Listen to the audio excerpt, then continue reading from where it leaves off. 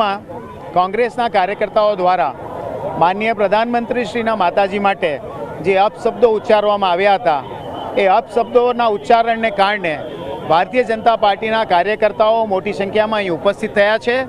એમનું માનવું છે કે કોંગ્રેસ પાર્ટીએ ચોક્કસ જ માફી માગવી જોઈએ, રાહુલ ગાંધીએ માફી માગવી જોઈએ।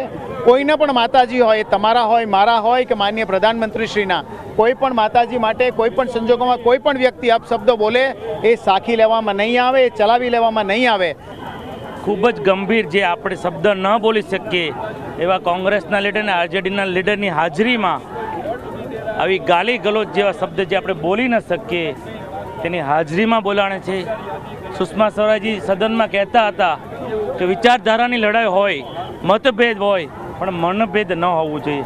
આ જે વિચારધારા પોતાની સ્વાતંત્ર્ય સેનાની પાર્ટી જે ગણે છે તે આદરણીય ગાંધીજીની પાર્ટી હતી અને આ નકલી ગાંધીની પાર્ટી જ આવા વિચારો વ્યક્ત કરી શકે છે। આજે અમારા કાર્યકર્તાઓ કોઈ ઘર્ષણની સ્થિતિમાં નહીં હતા। તેઓ અમારા પોસ્ટર ફાડતા હતા, અમારી ઓફિસ ઉપર હુમલો કર્યો।